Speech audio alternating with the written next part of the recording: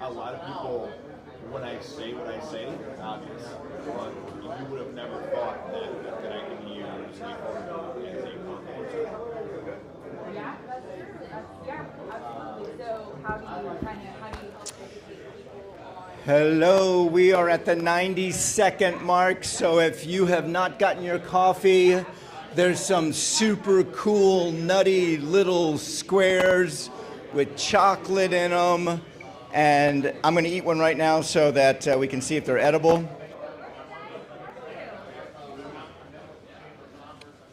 88 seconds, everyone. Oh, are you looking at the chip? You're foraging here. Oh my God, this guy in this table walking makes me so nervous. He walks. Oh.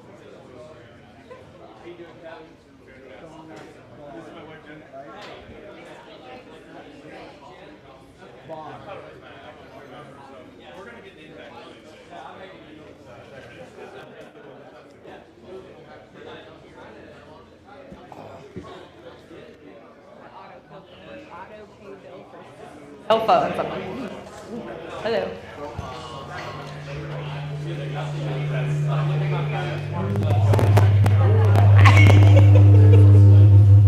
It's my pacemaker. That's you. That's not me. Check, check. All right, we are 1 minute away, 60 seconds away. Grab the coffee. We have to sing over it this morning.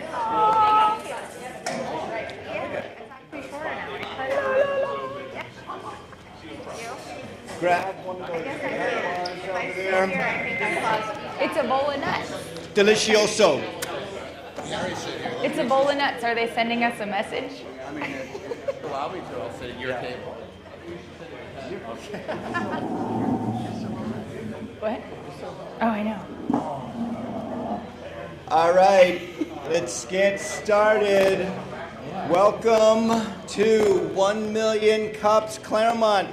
And my co-host is Betsy Sorg. Good morning, Farmer Banks. Thank you. Get away. You're too magnetic. Yeah. The feedback is already starting this morning. Yay. Check, check. Excellent. Good? So, all right. Yep, let's get All right. started. Enough of all that. Good morning, Cy. Our photographer is here in orange, on brand. I love it. Thank you for coming.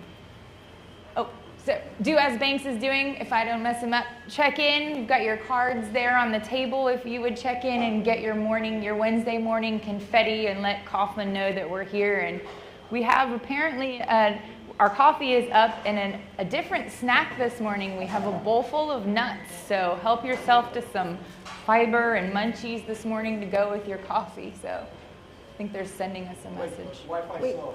Oh, okay.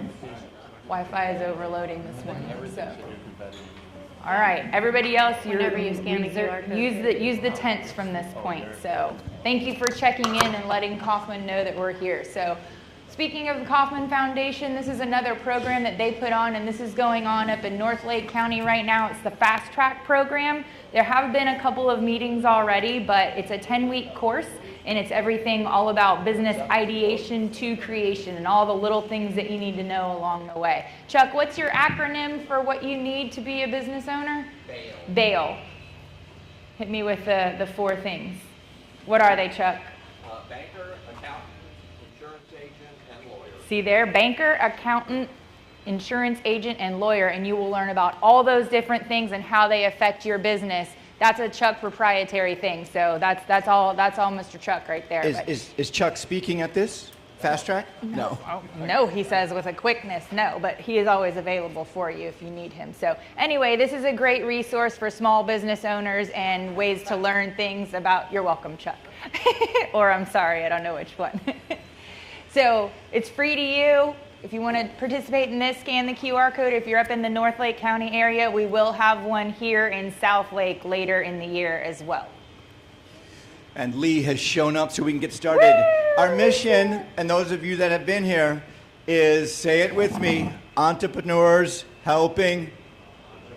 Oh, you guys are still asleep. Try that again.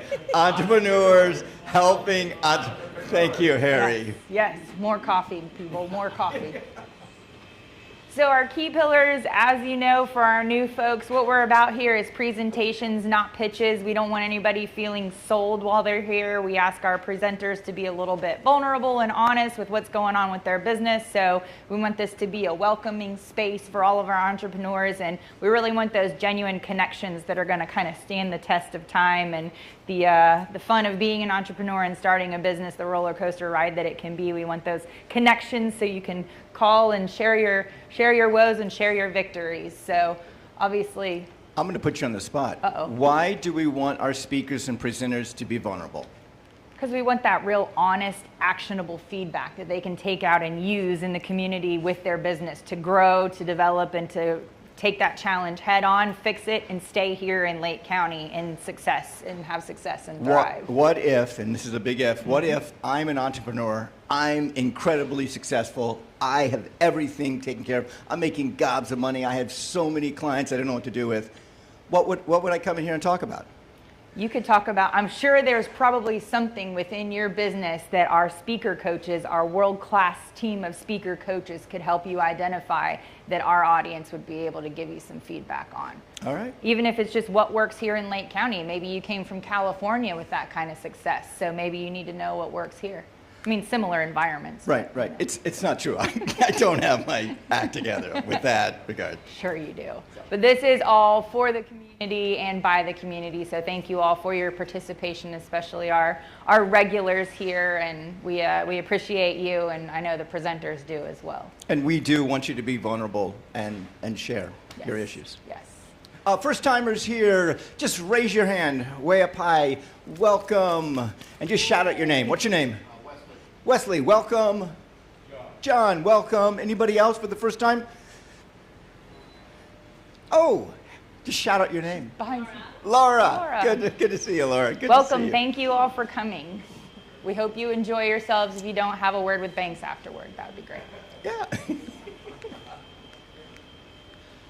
Oh, me? Okay. Oh, Jude, I just did the first timers. Okay. Yep. So, presenters at 1 Million Cups, speaking of our world-class speaker coaches, Harry, would you like to tell the folks what we're looking for in our presenters here at 1 Million Cups? Sure, we're looking for presenters. Oh, just kidding. Just little humor, Gotta have jokes. So if you've been in business for 5 years or less, or if you're pivoting and you want to present, this is a great opportunity, as some who are here, like Nate and Zane, who have presented, really gives the room an opportunity to learn about your business and hopefully give you some great feedback, some ideas to think about, and maybe even the connection where you might want to start collaborating or doing some business together. So it's a great opportunity. We've got a couple in the queue, but we're looking now at late April and May, starting where we have a need for presenters again. And I just got Mark to decide that he wants to do it. Yep. He's getting on the queue right now. There you go. Good. Excellent. Oh, and also Lee in the back, she is a helper? No, not a helper. Speaker coach. A speaker coach. Yes. Yeah. Do you want to add anything to that, Lee? I know a lot of time that people are not comfortable standing in the front and talk to people, and many of us are, because you're business people and you're obviously a great presenter. But just take that opportunity to introduce yourself and let people know how they can help you and get you to thrive in the community. And don't worry about what is the format. We have the format. We can walk you through, and we can actually help you to make that 6 minutes very impactful. And Lee is a rock star when it comes to presenting, and story is added into it. Absolutely. Rock star. Storytelling is important. And as a whole group of organizers, we're ever evolving. And even Glenn last week put together another sheet to help guide our presenters that our speaker coaches can work off of. And we kind of have this evolving document so that we can make sure we are training our speakers and helping our presenters put their presentations together so that they get the best feedback from you all that they can for their business. So love to have you up here. Scan the QR code. These cards up here also have that on there. So if you know somebody that should be presenting, grab a card and give it to them and put the bug in their ear. Right. So is this our icebreaker next? It is. Nice. Yes, icebreaker, fill in the blank. I had no idea how to blank when I started. Hey, I'm gonna put you on the spot. You first. You had no idea. I had no idea to talk to how to talk to people. before I started. I was on the spectrum when I started off. Yeah. Okay. I'm still on the. I was just saying spectrum. you're not now. Yeah. You're like, okay, bye. No, that's you. So you resulted to your bag of tricks first. Yeah, and then yeah. I resorted mean, to. you do. You pull into what works. Agreed. I used to use humor a lot, and Also, you don't do that anymore. I don't do that anymore. No, humor does work as long as it's not a facade for who you really are. So, I mean, you really have to dig. You have to be authentic. You have to be real with people, and that's a word. Authentic is a word like we throw it around all the time. Do we get a chance, Banks? Yes. And there's some authenticity from Terry right there. What do you got, Terry? I had no idea how to take the word no when I first started. And how's that that's- going? It's a lot better now. Okay. Yeah, so Good. I just beat people over the head. Terry, there are 8 billion people on the earth. One no. Come on. And a no is only a delayed yes, right? That's right. Yep. Absolutely. My first no was last year with my church, and this year I'm actually making it happen. Nice. There you go. Turn it into Anybody a else yes. like to share? It's okay. Okay, no, we're up to you. This is that vulnerability that we're talking about. I appreciate it. So I get a mic. started my first business a little younger, and the whole bail thing, I didn't know any of those. So. Yep. Yep. I think that's a very those are- Bankers, accountants, insurance, lawyers. Okay. bail. They will bail you And out. Mark. And actually, I'm still figuring it out. The admin and accounting, and just the back end. I'm really, really good at sales, but it's just the organization of the business, not so much. Nice. What about you? Come on. Yeah. I mean, when I started in economic development, I really had no idea how to form the right relationships that I needed to affect the change that I wanted to. I was very motivated to, smart growth and we need more retail and small business. And it was kind of like, I don't even know how to approach that. And come to find out, it's all about relationships. So. There you go. John. Yeah, I had no idea how to safely light myself on fire when I started. He's a stunt man. Oh. Yeah. Pertinent information there. Light myself on fire. Yeah, I mean, literally, figuratively. I had no idea how to file an extension because my taxes were due on April 15th. And when I started, I learned how to do that. Hey, are you making a point? Happy after tax day, everybody. Do you feel guilty now? How many days do we have to file an extension? Do we have to do it today? Oh, wow. All right. And in the back, like 4 people just walked out the back door. They were like, ah! Okay, I'll give you the last one. Okay. When I had no idea how to ask people when I started. Yep. Asking. And now you're doing what Terry does and clubbing them over the head, right? Thank you all. Those are very good. That's okay. Those are things, challenges that we can overcome, areas of opportunity even. Absolutely. So our goal here is, as Banks said, to support entrepreneurs. We really want those curious questions, not necessarily being critical. Be kind and actionable. Give presenters something they can go out into the community and do or fix or change to get that kind of, get over that hump that they're on. And then one key insight, we usually have a lot of feedback. So if there's, if you really have to follow up with it, that's totally fine. But save some of those connections for afterward. Grab some lunch at the View. They're already starting to prepare things. So sit down and have those connections afterward. And logistically, those of you here for the first time, the speaker will come up and speak for 6 minutes. 2 minutes about themselves, 2 minutes about their business or service, and then 2 minutes about an issue or a challenge they have. And then this is your chance to chime in because we want to know what you think, what works with your company, what doesn't work with your company. And like Betsy said, keep it to one ask. And if you have 2, make the second one so short we don't even know it's 2. There you go. Strategy. So our presenter this morning, this is actually one of our refill presentations, but it's also a pivot kind of a situation. So if you all have heard, I don't know if any of you were here last week, obviously our new folks were not, but Shauna is here to talk to us about some things that she went through and how she created another business out of it. So I don't want to steal your thunder, but this is a very significant month in her world, so I'm going to let Shauna Vaughn come up and tell us all about what she has going on. Take the stage, Shauna Vaughn, everybody. Talk to us about presents without permission. Welcome. Thank you guys so much. My name is Shauna Vaughn. The last time I was here in front of you all was, I think, September or October sometime. And I was seeking advice about what to do next about my husband's medical practice.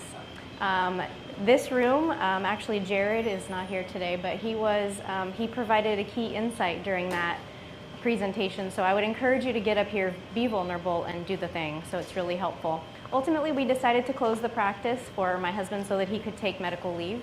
But I'm here today to share where I have come since then and what this last year has taught us. So 1 year ago today, this is how I advance, right? Okay. I'd like to introduce you to Presence Without Permission. This is my new strategic advocacy consulting coaching practice. And it is born of this last year with my husband's cancer journey. I am a performance consultant. I have 20 years in corporate, 20 plus years now in corporate America. I work usually with Fortune 100 and 500 companies. So I am very accustomed to dealing with things like power dynamics, high pressure filled situations, and all of the things that come with working with executives, executive leaders, CEOs, C-suites, all the things. My 20 years in corporate, and then a cancer journey, and I realized at some point, my husband and I were actually sitting at a stoplight. We traveled the country because his diagnosis was unique and rare. There was a 0.25% of this recurrence ever happening, and it happened. So we have not played the lottery since. I don't think we should. But we were sitting at a stoplight. We traveled the country, about fourth oncologist in. We were sitting at a stoplight leaving an appointment on the way home, and I looked at him and I said, you know what? My 20 plus years in corporate has prepared me for this. Because while this was a very uncomfortable situation, naturally it would be, there was something about it that felt so familiar, I was comfortable about it. And I realized that my 20 plus year career had prepared me for this exact thing, oddly enough. So 1 year ago, actually on April 12th, just a few days ago, we celebrated the anniversary of it. He was diagnosed with a recurrence of cancer. Every skill that I had built in those 20 plus years became directly applicable. The power dynamics, reading the room, the manufactured urgency, the representation of expertise as authority, whether it's perceived or actual, and just a throwing around of power and the resistance to asking questions or answering them, as that can be present in many environments. So what I realized at the bottom there is that I had been preparing for this without knowing it. And I was determined. I said to Dustin from the beginning, there's a reason this is happening to us. I don't think we fully understand the full reasons that it had happened to us, but I was determined that this experience would not stop with us, that other people would benefit from it. Because what I brought into those treatment rooms with him was unique. Those doctors were not prepared for it. I was prepared for their dynamic, but they were not prepared for my being prepared for having conversations with them, if you follow. So I built a strategic advocacy practice that teaches people to speak up.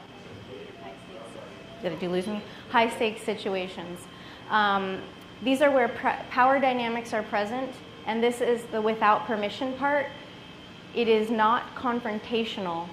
It is because you do not have to ask for permission when you are in a room that has a dynamic that is attempting to silence you or make you feel small. So what is it? A lot of times we are in rooms where expertise is present and we perceive that expertise to be authoritative. In most cases, that person is not an authority, certainly not an authority over you and yours, as is present in most medical scenarios. But this also applies to the workplace and beyond. Advocacy is a skill. It is something that can be learned and developed. Not everyone has the desire to advocate for themselves or their loved ones. Not everyone has the ability to do so. I realized through this process of sharing our journey, I shared it very openly on my social media pages and on a Facebook page that I created for this. I got feedback over and over and over again that I was helping people, that I was helping them to understand how to navigate scenarios like this. Remember that this is strategic, keyword strategic, not combative. This is not something where we are going at the doctors and being argumentative and combative about it, or anyone for that matter, the C-suites especially. But these are the pillars, basically, of presence without permission. Generally speaking, the path of least resistance is the one that has the hidden cost. So you'll walk away from the conversation where you felt like there was something you needed to say, something you wanted to say. Maybe you said something, but it wasn't exactly what you wanted to say, but you leave the room having not really said what you wanted to say or what needed to be said. So what you do is you flip into what's called performative presence. It's the opposite of authentic presence. The performative presence is where you soften your voice, where you shrink yourself, or you silence yourself because you feel like you can't speak up or you're uncomfortable doing so. So I have two pillars, workplace advocacy and healthcare advocacy, where I'm focusing. The people who need this work are out there. This is my challenge. The people who need this are out there. They haven't found me yet. I haven't found them yet. And this is where I need some assistance. So I have the framework. I have an intake process. I have the capacity. And what I'm working out is the shortest path to connect people who need me and my service. The infrastructure is built. Now I'm aiming to build a community. Here's what I've done. I've set up a Substack. Follow me there. I'll have a QR code at the end. A podcast, a LinkedIn. I have my professional LinkedIn. I have a website and a client intake process as well. No? Okay. So what can 1 Million Cups do for me? Essentially, I'm looking for connections to people who already serve my clients. Patient advocates, for example, people who are already advocating for patients on their behalf, or who are hiring the patient advocates. Patient experience departments would be amazing if you have connections into those sorts of places, because the patient experience in the healthcare world is where the bonuses lie. And then to know what I can do to build my book of clients and my audience or following. So I'll turn it over to you, and that's the QR code to my link tree. Thank you, Shauna Vaughn.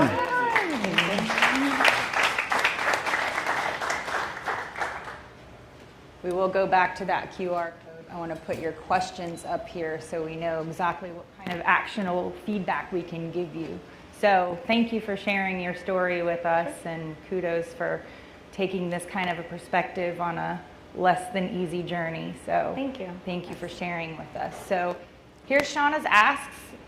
What do you guys think about this patient advocacy kind of a situation? Have you all ever had to be in this kind of a situation?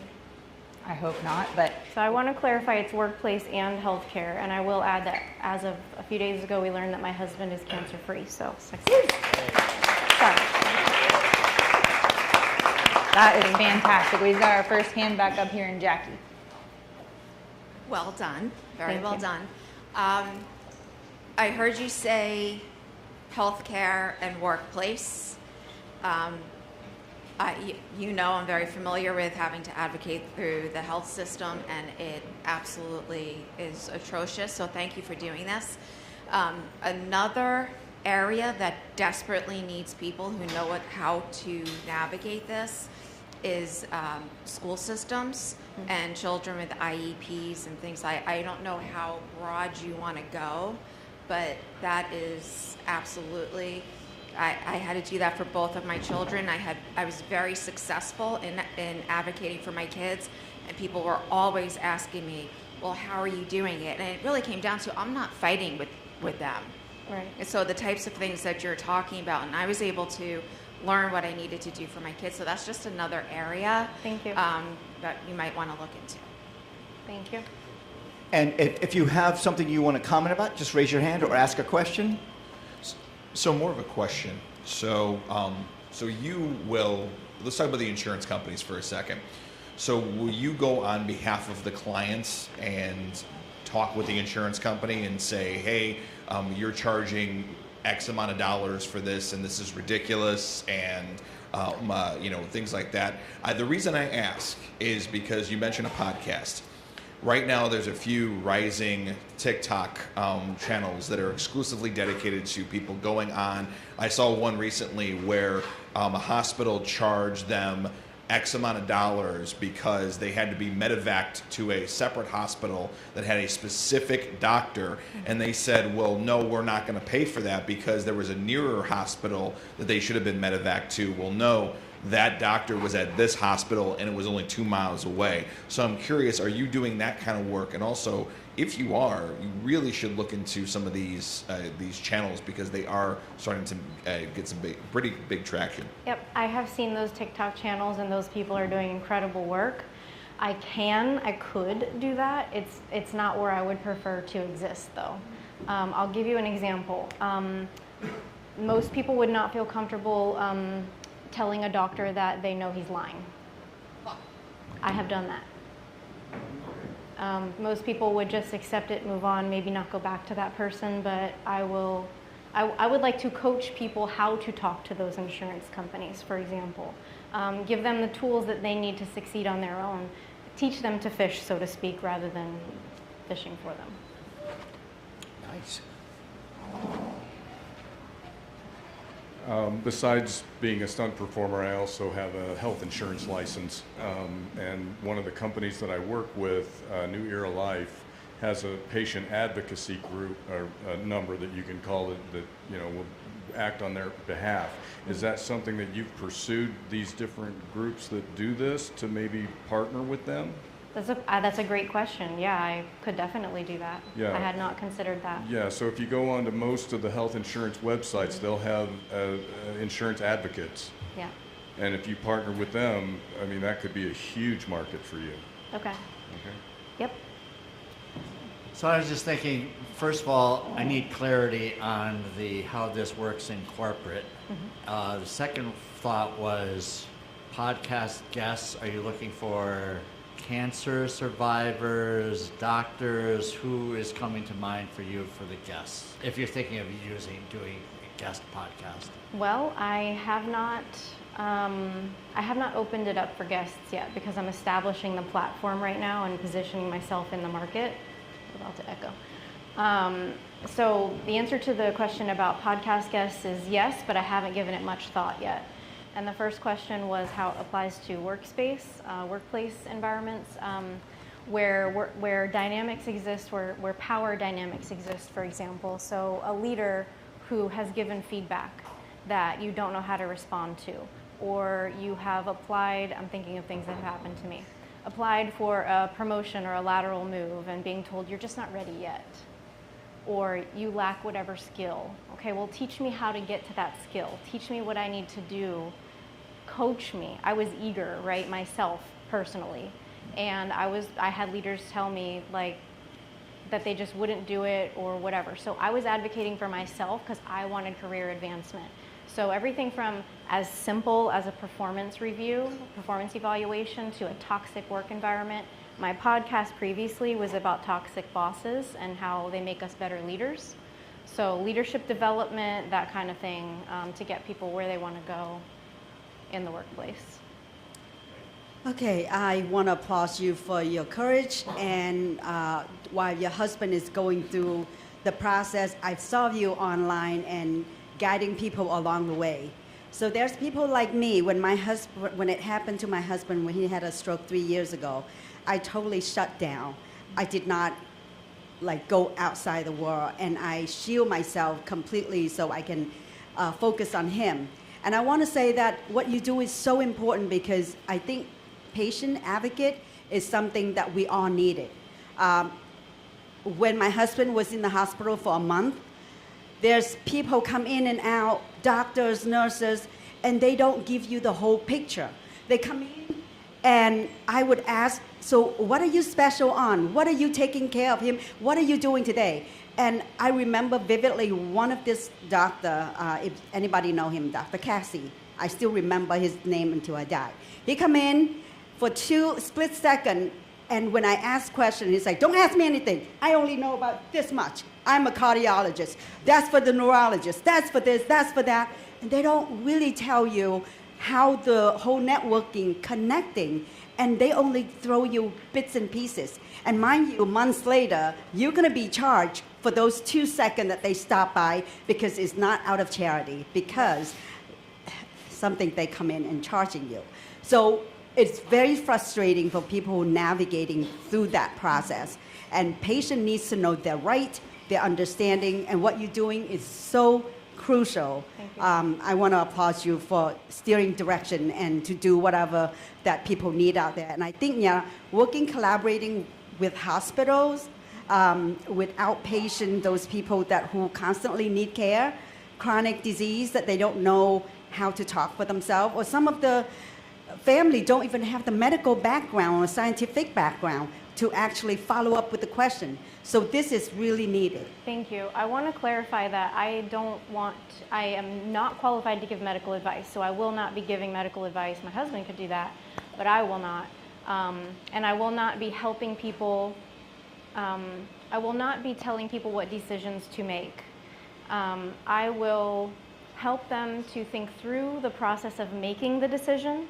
I will help them to prepare for appointments, for example. So we have another friend who had a cancer diagnosis, and she was spinning and in the complete overwhelm of it. And I called her and I said, how can I help? And she had this appointment coming up, and she was dreading it. The white coat syndrome was kicking in. She was dreading this conversation with this doctor because of this power dynamic where she knew she was going to be told things she did not want to hear, and she did not know how to handle the conversation to establish a boundary. To say, like, I hear what you're saying, you've said it to me 7 times already, but I want to talk about this, right? So we walked through an entire role playing, and I helped her to prepare for having that conversation, navigating that dynamic, and getting through that appointment. Not that I provided her the advice of you should say this. I asked her questions about what are you going to do when he says that? Because we know he's going to say it. And how can you say the thing in the right way? Because like it or not, we're dealing with egos, and these people are very well educated. And I have been in cancer forums where they're coming at me like, these people went to medical school, how can you question them? And I'm like, why would you not question them? I'm not questioning their expertise. I'm asking a question about something that they're saying, and there's a difference. I'm not saying you don't have the knowledge. I'm saying, what about your knowledge can you apply to this scenario and help me to understand it, or to help my husband make a decision in this case, right? And there were times where questions, and it wasn't what I said, it was how I said it, right? I was not being confrontational or rude or condescending. Oftentimes they were, so that's another dynamic to have to navigate, right? Where they don't want to hear your questions, they just want to give a directive as a figure of authority. Reminder, they are not. Let me get off my soapbox. But this is where all of this originates, right? Where I was in these scenarios where I was having to navigate these dynamics. My husband, not very comfortable with it at all. He's not a confrontational person. But again, it's not about confrontation. It's about having the tool set to know how to have those conversations and have them in the right way to get where you want to go. So Shauna, let's look at it logistically. What you do, since you've gone through it already, you're an expert in how to navigate through this system. You want to help people think through the system, give them the options available. Are you able to be in that room with the doctor with them? It's certainly an option. I would prefer to probably be on a phone call, or else I'll be driving probably all over the country. But yeah, I have been on the phone, on speakerphone. We have to disclose to the doctor that I'm there virtually. But I have been there in the room on the phone for some folks. Asking the doctor questions. Listening and then, chiming in and asking questions, yes. Mm-hmm. Okay. And second one is you are looking for clients.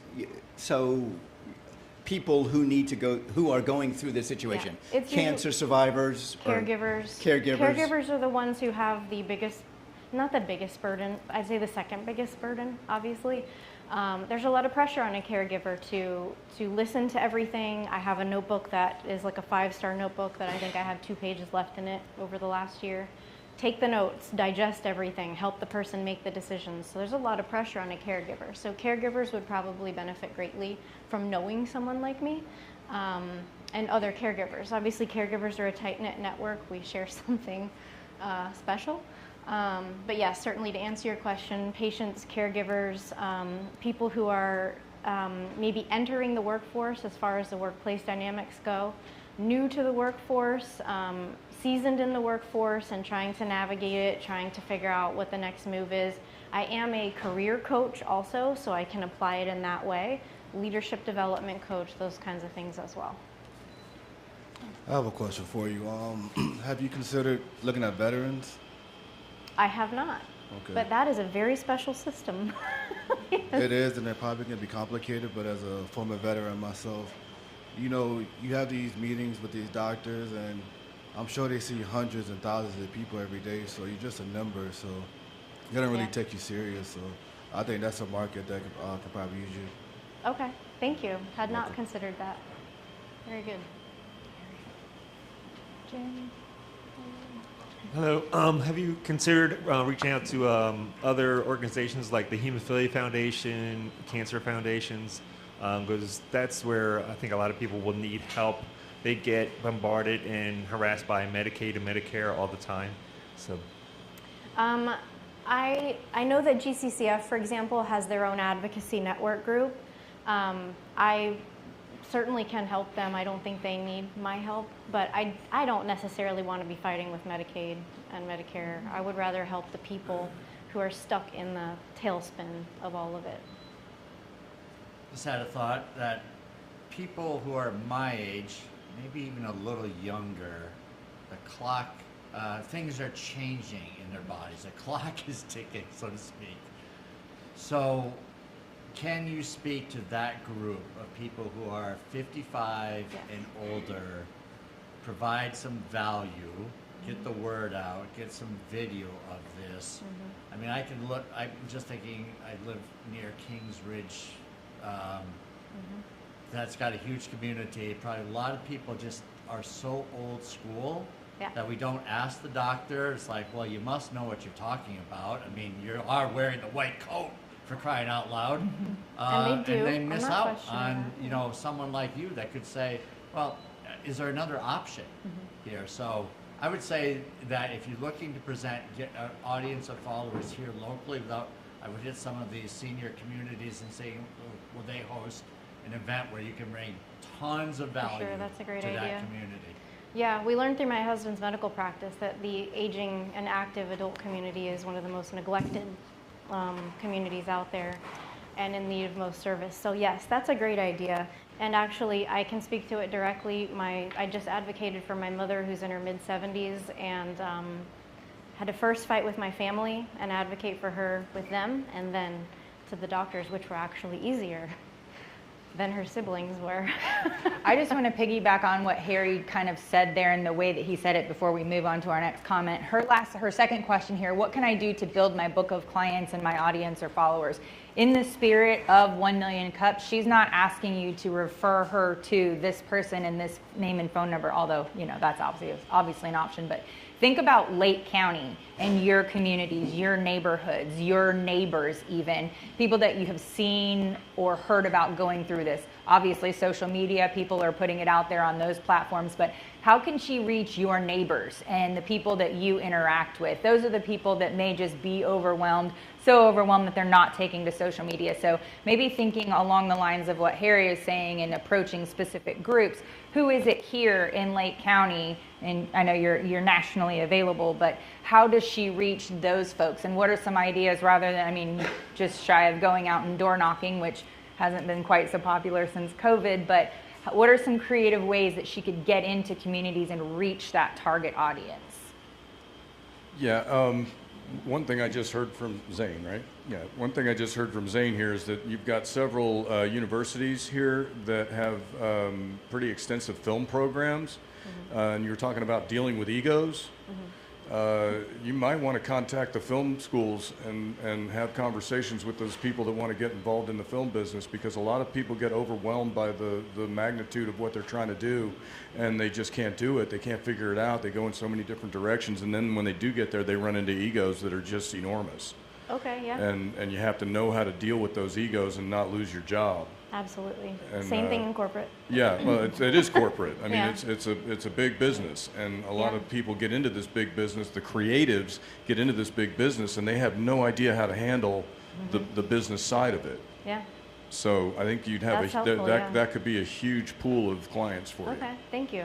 And speaking of being fired, doctors will fire you too, so you also have to walk that very fine line with them. Yes. Yeah, the healthcare system is a very complex one. I work in the pharmaceutical industry for 25 years, and I mean, there are so many players, and it's so complex that part of your knowledge and the value that you can add is knowing very well all the players. You know, the pharmaceutical industry, the insurance, the hospitals. I mean, there are so many players there. So that added value, I think, is where I would suggest that you focus on. And instead of going to two different markets, because, you know, the coaching on the workplace, it's another target market completely. Yes. Different expertise. You already have it, but there is a lot of competition there. So you need to see, in order to be very good there, you need to focus entirely to that market or into the healthcare one. So I think you need to choose one. With the question that Betsy asked, I met a client this week that is launching a business that is focused on 55 and older communities. So he's trying to do an expo on all those communities, and the way he put it together is he targets 55 communities and older, and invite vendors to talk to those communities. So that could That'd be a great connection. one place that you can be part of those vendors. Yes, thank you. Valuable advice from our SBDC specialist. I'll say quickly, I decided to do both tracks, healthcare and workplace, because my roots are in workplace.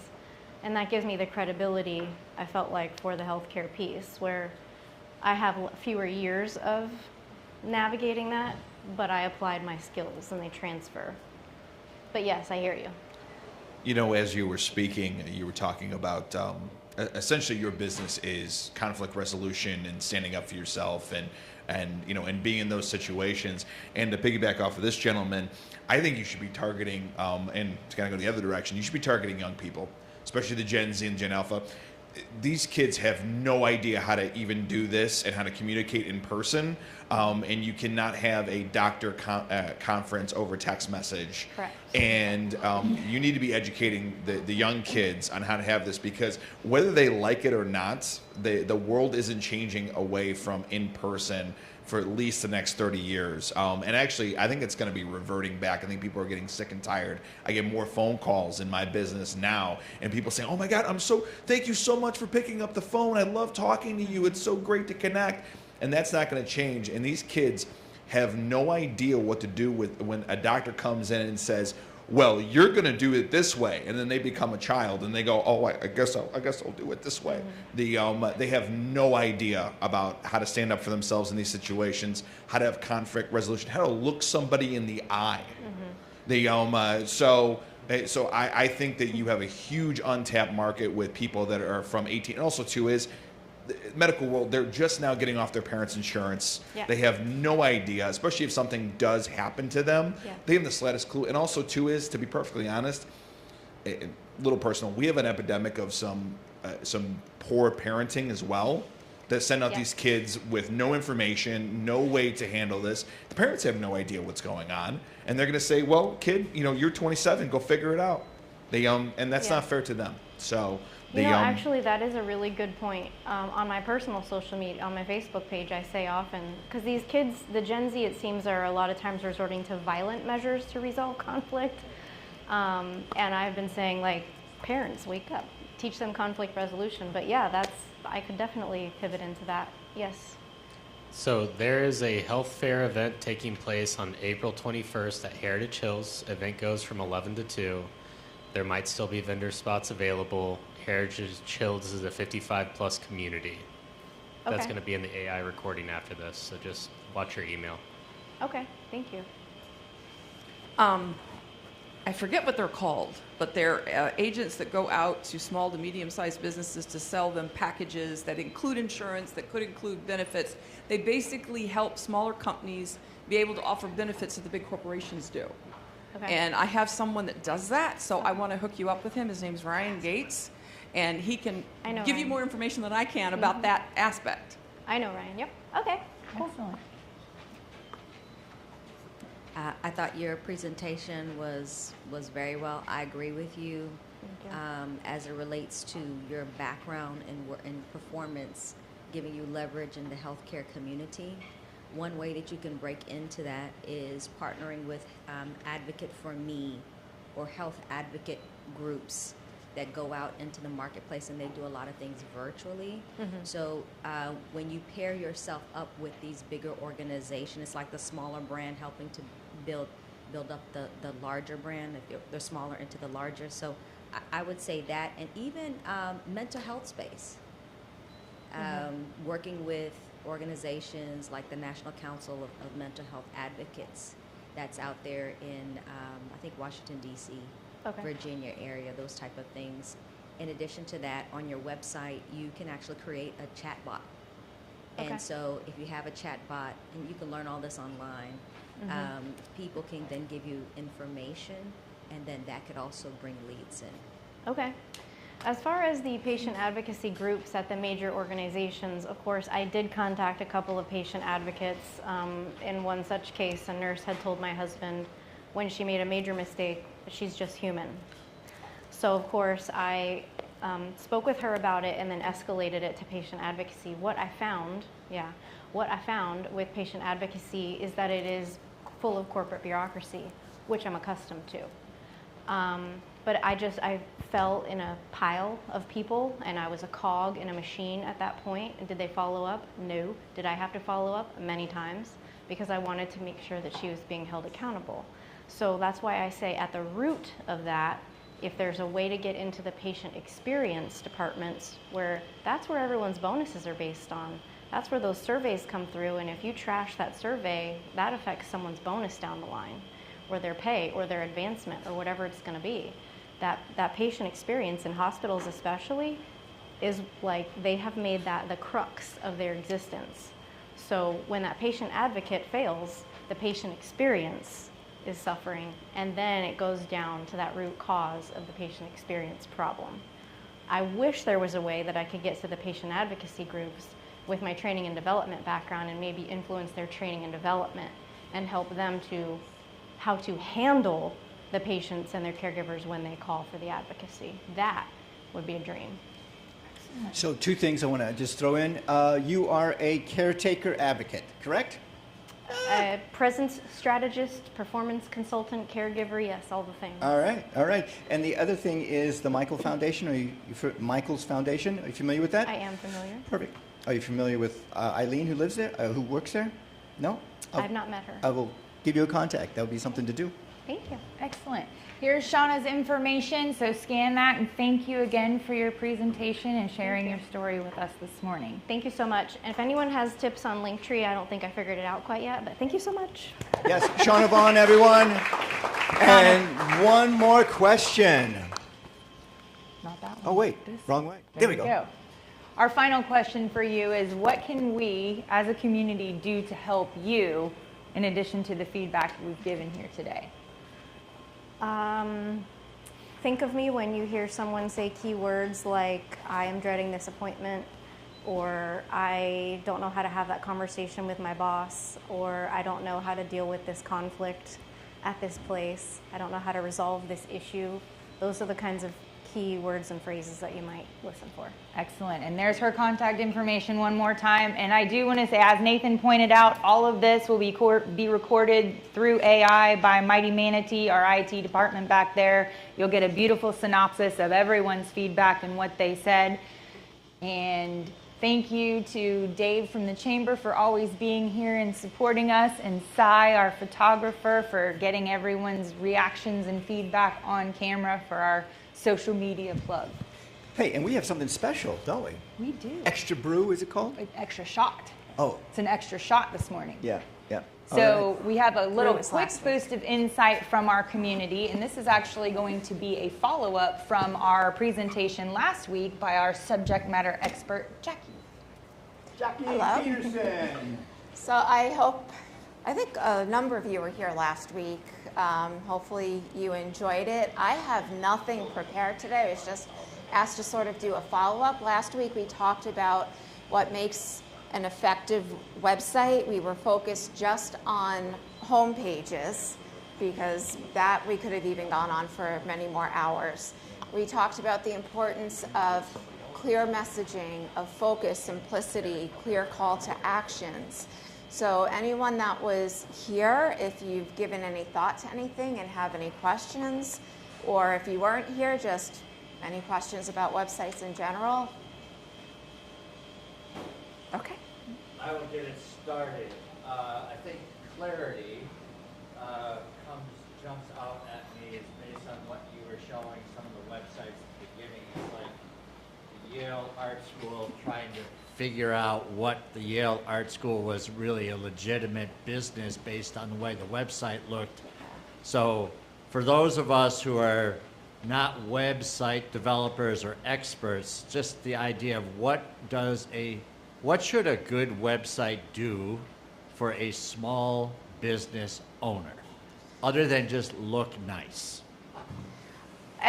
But that's a really good point, because with all of these website editors that are available out there, and those are fine, but people can make a really good looking website that represents what their product is, but it doesn't have the functionality. So it is just lost sitting in the void of Google and no one's seeing it. So your website should work as a salesperson. It is your 24-hour, 7-day-a-week salesperson for your business. It should be funneling the leads. It should be making people send emails or set calls to the actual people that will then close the deal. So you want, when somebody lands on your homepage, you want them right away to know what it is that you do. What pain point of theirs are you going to be able to solve? You're not going to put all of your solutions right there on the homepage. You want them to get interested enough so that they click and they start learning more about you as they go further into your website. Something that sort of came up in conversation earlier and kind of here, be very careful about who builds your website for you. Last week we did talk about the importance of owning your URL, of owning your own hosting account, things such as that. But there are a lot of companies that say they can deliver a fast website. They're throwing it into AI. I like AI when it's used appropriately. But a lot of these sites, once everything's thrown in there and they deliver you this beautiful site that looks exactly the same as everybody else's, and they're delivering it in 5 minutes, it's really not capturing your personality. But more importantly, a lot of those, there is no functionality for you to actually change things. You have to be able to go back to them, and even their abilities to change things are going to be very limited, because what they're starting with is a process that's so limited. The scary part to me is that companies like that tend to pop up and then disappear. When they disappear, so does your website. So just last week, I was speaking with someone who is incredibly intelligent, business savvy, gives out tremendous amounts of advice. And this person sent me, here, this was done for me, this is what they're offering. I think I'm going to go ahead with it. And my first question was, what access do you actually have? What control do you have over this? And what happens if next month this guy decides to close his business? and all of the answers were, okay, I'd be screwed. So I don't mean to disparage anybody else's business. We all have different business models and stuff, but these are the types of questions that you really need to ask, and that a lot of people don't. You don't know what you don't know, right? A lot of us, we learn the hard way. Trying to help you with that. That is a message I would love entrepreneurs like us of small businesses to help share with others. Like Nathan is always screaming out, learn this, learn this. That's how I feel about this type of stuff. It's so easy not to get taken advantage of, because I mean, I'm sure there are creeps out there, but I think most often people are really trying to offer a solution that's affordable and fast and all this stuff, and their intentions are good. They haven't been around to learn anything the hard way yet, and they don't see the limitations they might be putting on their paying customers. So those types of questions. I'm sorry, I wasn't here last week, but do you Then you offer- don't get to speak. Sorry, come at me. Do you handle SEO services, and how critical is it to a website? SEO is very critical, and SEO is a very broad topic. So there are people that specialize in SEO just on Google or just in certain areas. Me personally, I wasn't sure what was happening there. Me, for my business, SEO is a component of what we do. So when my husband builds websites, yes, he is doing all the SEO, all the back-end stuff, and then we do training and we teach you all the habits that you should be doing on a regular basis to help with that SEO. Social marketing plays a role in SEO, so that's where, for us, we do a big part of it. But yes, SEO, search engine optimization, when you are feeding Google what it wants you to feed it, and I say Google because it's the biggest and everybody sort of copies that, when you feed Google what it wants, you are going to rank higher. And there's a lot of little tips or tricks. So for an example, reviews. A lot of people are I need thousands of reviews. They all have to be 5 stars. That's great. But in reality, Google doesn't show every review to every person that looks at it. It uses an algorithm. Has this reviewer left reviews before? How many? Across what different type of industries? Are they always positive? Are they negative? All that stuff goes into what Google decides to show. Google is more concerned about how your business engages with others. So if business A and business B are like identical in everything, their websites are the same, their social marketing is the same, but on Google, business A has 20 3-star reviews and business B has 100 5-star reviews. You would expect that business B would be shown before business A. But if business B is not responding to any of those reviews and business A with the fewer reviews and the lower stars are responding to the reviews, they're going to get shown higher. So it's all those little things that are important. SEO is just such a broad, huge, huge topic. You got to feed the Google, huh? Yeah, absolutely. Wrap up with I wasn't here last week, but apparently my website was. It was, yes. So I'd like to get that feedback whenever you have a minute, okay? Sure. Thank you. Absolutely. Yes. By the way, I will give Chuck some feedback on his. I'm still looking at that dimpled golf ball. I can see it from your website The last moon week. golf ball?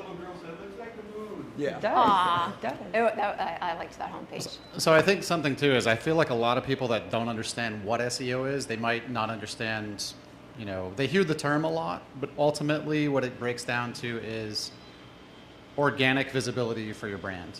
When I built my first startup, I went 100% SEO strategy with trying to build organic discovery. It's free, right? If you set up the structure correctly, that is all free discoverability through Google Maps, through through search engines.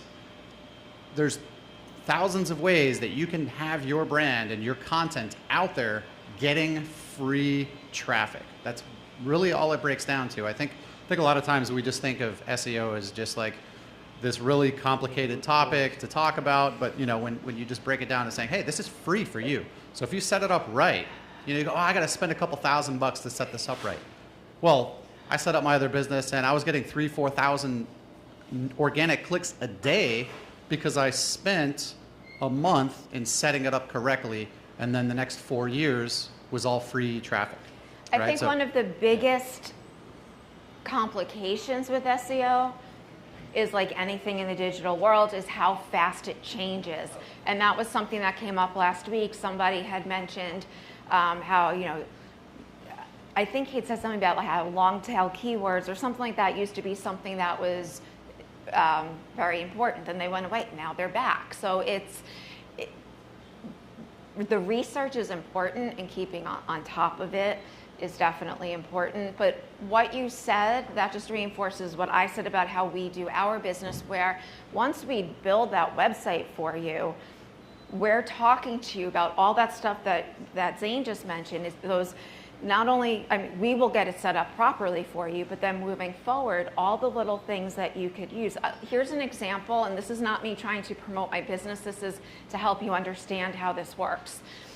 We worked with a local pet grooming place, and said, there's all these other groomers around, and Petco's right basically across the street. I can't compete with them.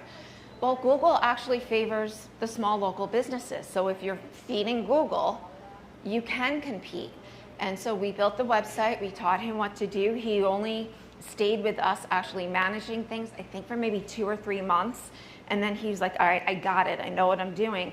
And I think it took about 9 or 10 months, which it will take, but then he consistently would flip-flop organically for that first spot with Petco.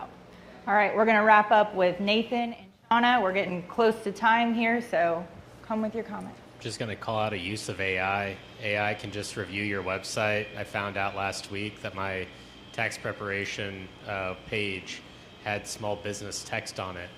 And it was directed towards retirees, not small businesses. So that's something that might have cost me a few grand in leads this year. So if you go and look at my website right now and look at the tax prep page, you'll see small business accounting and bookkeeping, and it's wrong, and that really confuses the hell out of the search engine. So use AI to Page figure out titles, things. really, really important. Make sure you check your page titles. Shauna, take us home. One key phrase that I have learned to use with AI is pressure test. So you can put your URL in there or whatever PowerPoint you're working on and say, can you pressure test this? And it'll just poke holes in it. I sent you, Jackie, a meme that I thought was hilarious because I have never mastered all of these terms that you know so well. But it said, the caption says, you spend years getting comfortable with the usual marketing lineup, and just when everything starts to feel somewhat under control, someone introduces AI SEO. And the meme is Noah's Ark. And it shows Noah with all the usual animals, the elephant, the giraffe, and they represent positioning, social media, SEO, whatever. And then Noah's saying, what the heck is this? And it says AI SEO on it, and it is a dog's body with a giraffe's neck and an elephant's, trunk with a donkey's head. So there you have it. Another term to learn. Yes. Thank you, Jackie. Thank you for your extra shot this morning. And I think Jackie Peterson. Jackie, definitely. And I think unexpectedly what Shauna's presentation, Jackie's extra shot, even the feedback from you as the audience, this is all about connecting, and you as an entrepreneur are not in this alone. So whatever it is that you're finding challenges in an area, hopefully there is someone here that can advise you and direct you to get through that challenge or intensify whatever it is that you're looking to make better. Join us and follow. He's biblical all of a sudden. The Noah's Jonas, Noah's Ark. Right here on social media, and also it's time for us to take a group photo. Yes. All right, get your pointer finger up. If Jackie taught me nothing, it's branding. Nothing else, I should say. And look at our official photographer, Cy Photography. Again, on brand in orange. Thank you, Cy.